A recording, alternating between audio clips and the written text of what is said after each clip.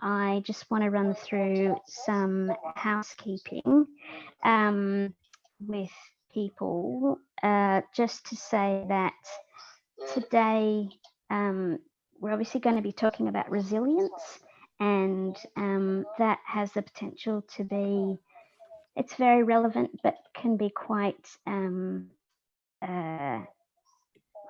I suppose, what's the word? It could be triggering for lots of people. So just to kind of, we're going to give you some contact numbers towards the end to kind of support you. Just some other housekeeping things. So it's Easter this weekend, so there won't be any little lunches on Friday the 10th or Monday the 13th. The conversation with Frank Panucci, which was going to be tomorrow, has been moved to Tuesday the 14th. Today's lunch is being recorded and will be streamed live and available for viewing after today from www.llol.com.au.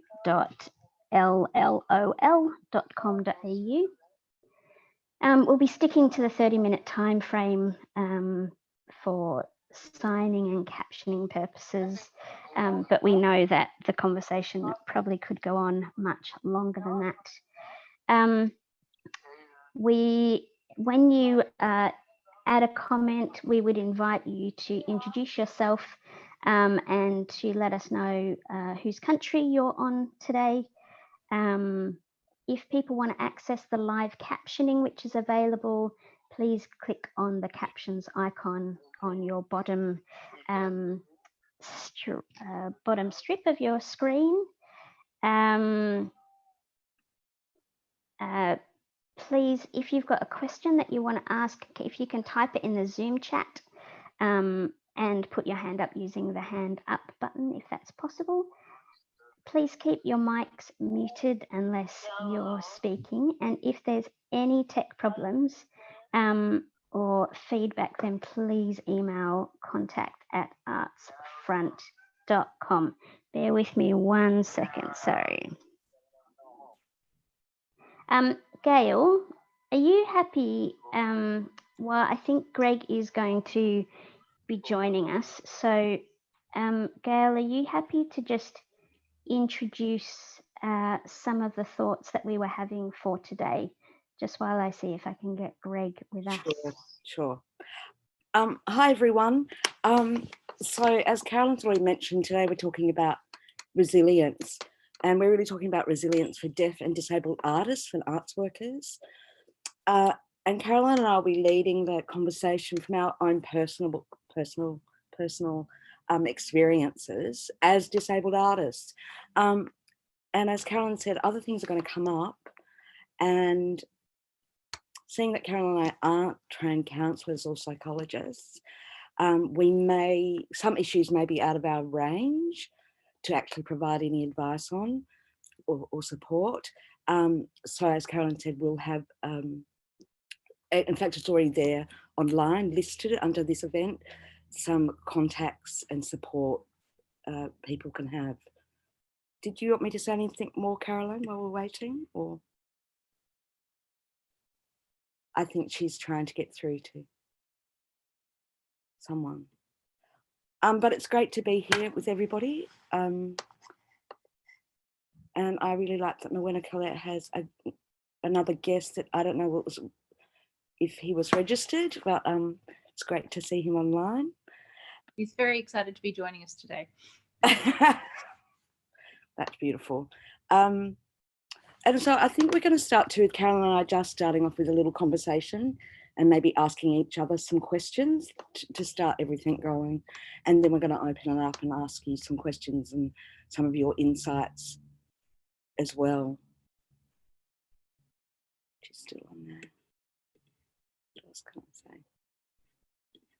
We're going to talk about what resilience is, you know, what sort of things make up resilience, how you can build your resilience as well.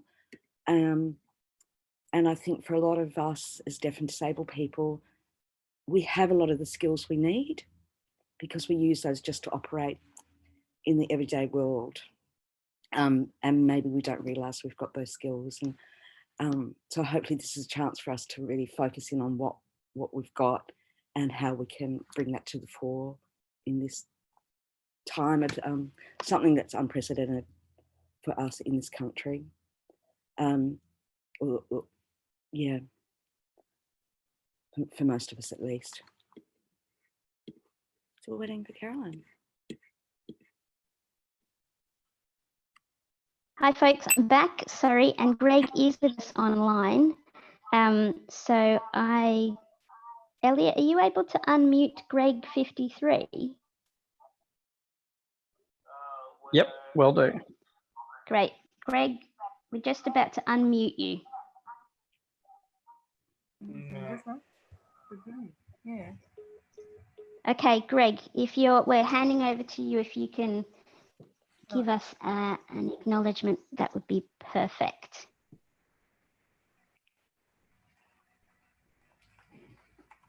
And take the double page. All right, here we go.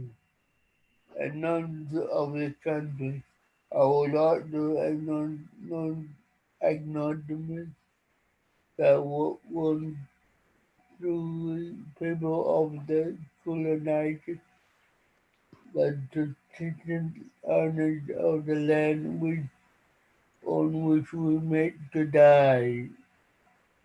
I would like to pay my respect to the elders past and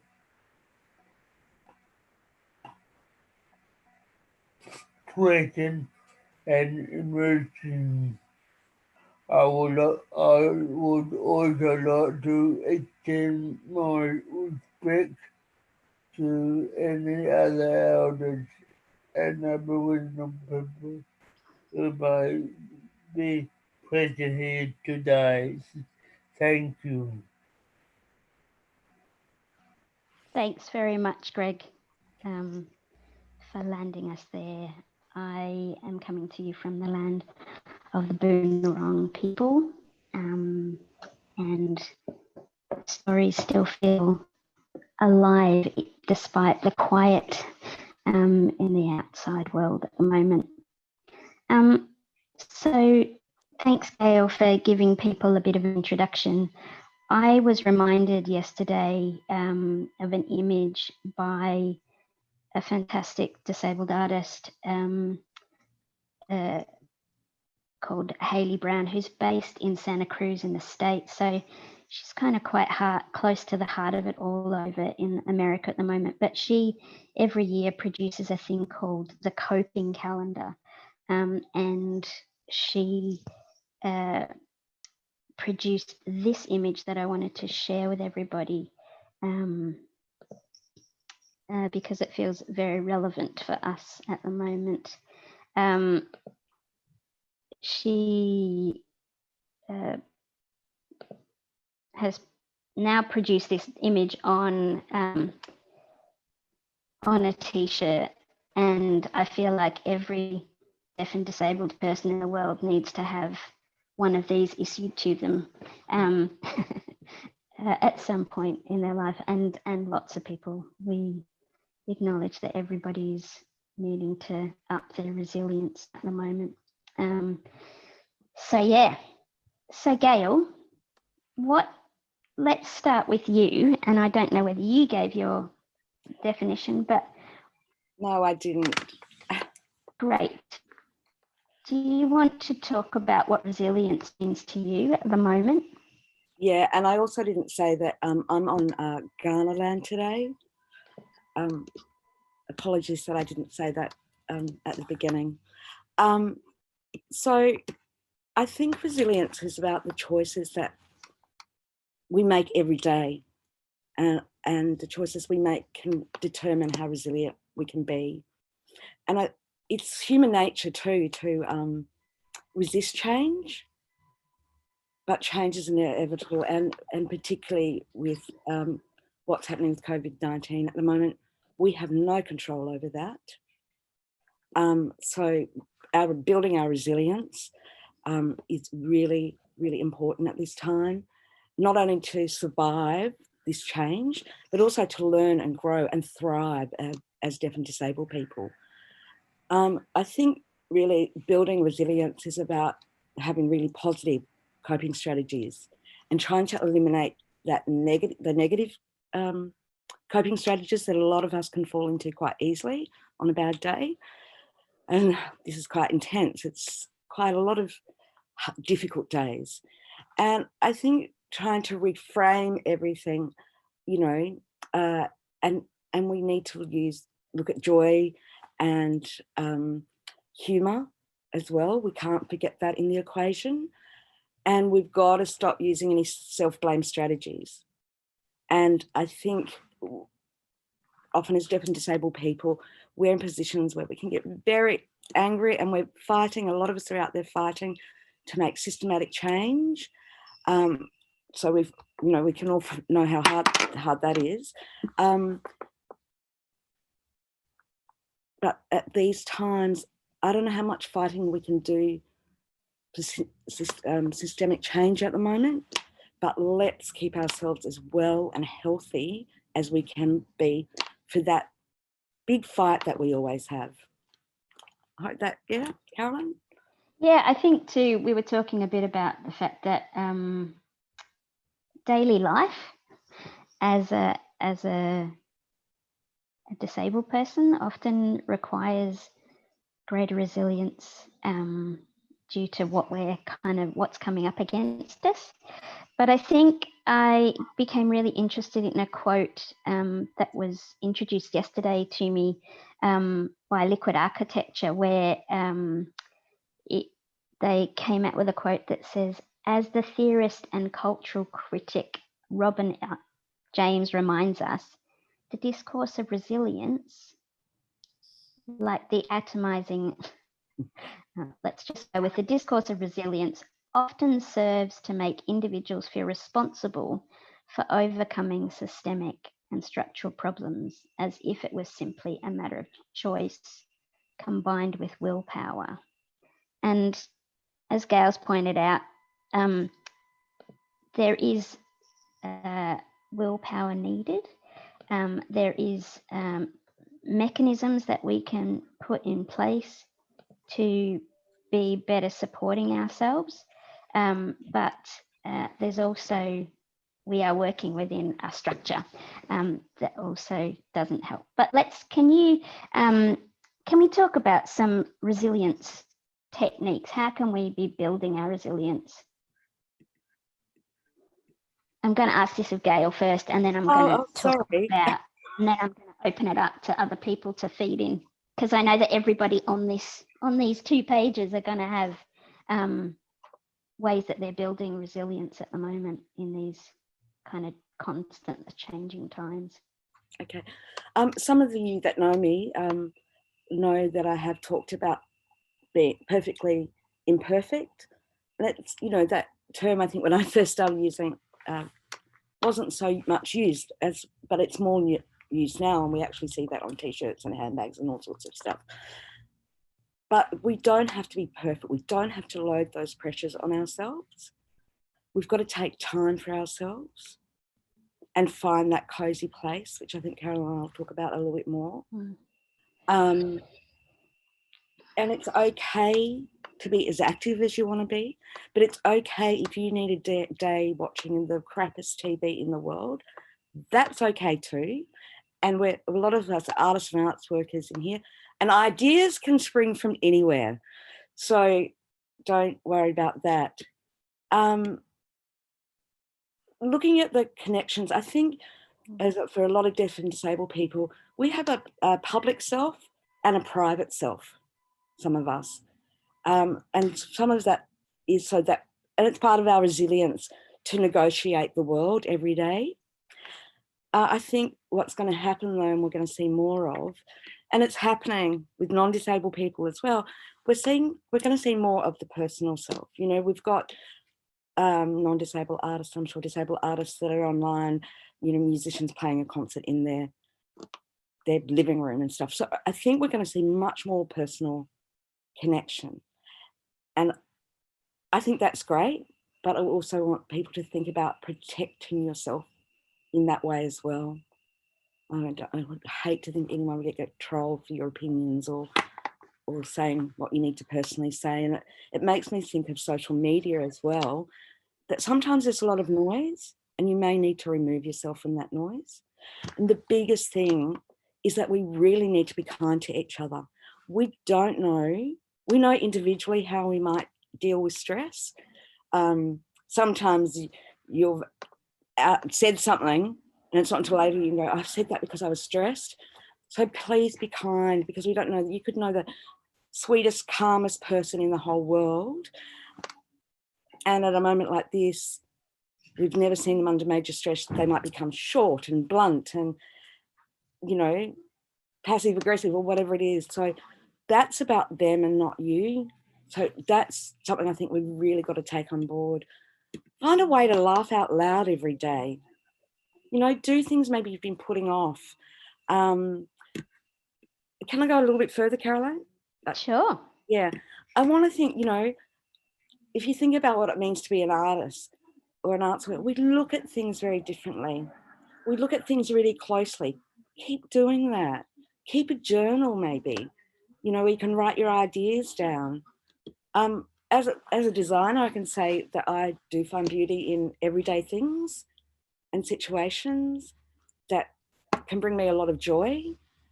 Sometimes other people I'm with that don't work in the arts go, why do you think that is beautiful? Yeah, and just keep making connections and, you know, do things, redecorate your home, put your skills into practice in other creative ways. Yeah. Yeah. We've got some lovely questions and thoughts coming through on the chat as well. So Elliot asked the question about, does creating work help? Does creating work help develop resilience? Does it help build our resilience?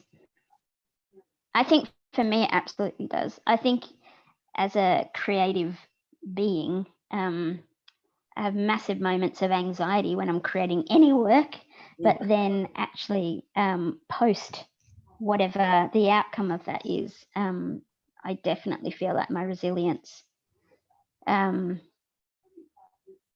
the potential to be stronger than it was previously. We're getting lots of comments about not slipping into the jargon. It's a really good reminder, Anna. Thank you so much about, also just kind of being able to be in it and, trying not to absorb it, but how do we, not fall into the jargonistic stuff. And the really important thing about self-care, and how do we care for ourselves in these times, is a really, and what are our moments of joy and in a day, or what are some of the things that I'm interested in finding out from people? What are some of the things that you're doing to do some of that self-care for yourself? And I wanted to introduce you to two things that I have started doing in the last 2 days. One is that every morning there is a dance of the day. So to the crappiest piece of music I can find. So this morning it was Jennifer Lopez, Let's Get Loud. I managed to find a video that also had some very bad dancing that went with it, which I thought was quite helpful, just in case I couldn't generate any of my own. And the other thing is that I have started to have a karaoke break every day. So rather than having a cake break, because if I keep eating cake at the rate that I am at the moment, I won't actually be able to get out the door when I'm allowed to. So I've started to introduce karaoke once a day. So dance of the day and karaoke break. I'm not sure my singing is going to have improved by the time we are through this, but they are currently 2 little moments of joy that I'm finding for myself that are feeding my vague creativity, but also, are just kind of a moment to snap in. Other people, Gail, how are you looking after your self-care? Well, a lot of self coping mechanisms. One is dressing up as other people, Brilliant. or like today, pretending I'm a newsreader. So what's happening here is very different to what's happening below. Lots of things, but Karen, it'd be great to ask everybody else, you know, what's that one thing that makes you really tingly and happy and giddy and brings you joy? You actually don't need to explain it. So it could be, you know, disco dancing in the bathroom. Could we open that up, Caroline, just to get Yeah. one great thing from everybody? Sure. We're getting lots of lovely things in the chat, but I wonder if people want to put their hand up or send me a message saying, I want to add something. I might just, while that's happening, I'll read out some of the things that are coming through. So craftivist, like activist, but with craft. So people are talking about knitting. Melissa started knitting again after 30 years of not knitting, potentially, and is preparing for the International Yarn Bomb Day. Stitch and Bitch is a great way. People could be meeting up. Sue's talked about a self-compassion group that's every Tuesday. And we can give you the details of that. Nice. Elliot tries to spend 15 minutes with and or caring for his balcony garden every day. Riona's connecting with the mob, which is great. Long baths, nice. Reading old art magazines, which is lovely. And then feeling ready to face another day. Melissa's also said that you can find out which knitting groups are meeting online and chatting each week. And I suppose once we find those things, it would then be about how do we make them accessible. So that's another layer to add on top.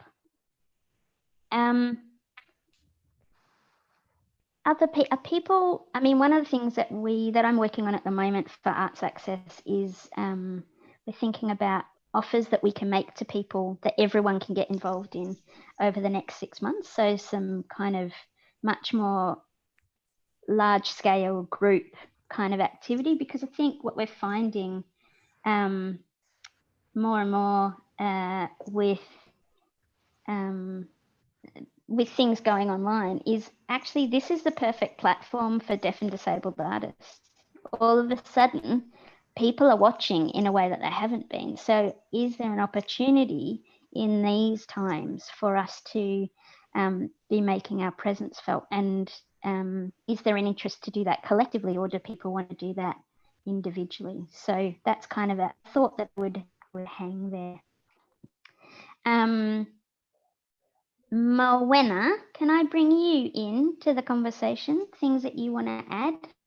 Yes, just on the self-care thing, just some of the things that have been working for us, making sure we start the day with a walk, like getting the outside time at the beginning of the day has been really important for us. And yeah, finding those connection points as well. I love the karaoke idea. We've just started an online trivia team sort of once a week, just to have that kind of group connection. I think has been really good. And something that I thought sounded really naff, but I'm really enjoying is just at the end of each day, kind of writing down 3 things that I'm grateful for that have happened on that day, just to help with the positivity. Yeah, so that's been really useful. And yeah, just on the self-care front, like this week, just going and getting a mental health care plan sorted out to kind of look after myself at this time has been really good as well. Yeah, brilliant. Thanks, Mona.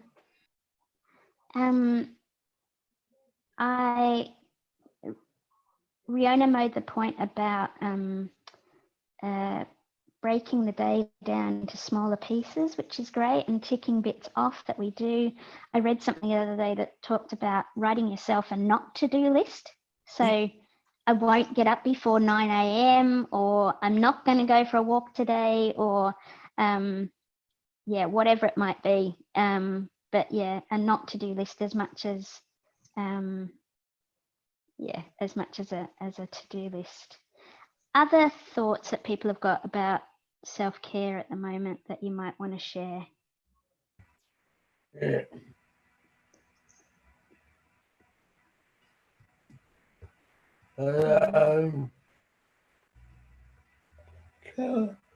Greg, yep. Yeah. I want to say, my days, Yeah. looking at DVD, watching old classic movies on TV. I like Western and and during the day and night I've been watching Westerns. Nice. Westerns. The old classic Westerns. Brilliant. That's great. John Wayne. John Wayne. John Wayne. Yeah. It's a really good reminder that's just come from Anna about embracing our vulnerability, and not as a weakness, but really seeing it as a strength and reminding us that we are all human. And in Gail's point before about being kind to each other, we also need to be kind to ourselves, which is super important at the moment. And finding ways to be more comfortable with the uncertainty, because so much is out of our control at the moment. What is in our control is the fact that ArtsFront has committed to dedicating every Thursday Little Lunch while they continue to issues around access and what might be coming up for deaf and disabled artists and art workers at the moment, which is fantastic. So next Thursday's Little Lunch, what will happen now is that we will pass the baton on to other people in our sister organisations in other parts of the country, and they will host. So Accessible Arts New South Wales has already said that they're interested in access to arts in South Australia and Dada, Western Australia. We think that the next conversation next Thursday might be between Dada and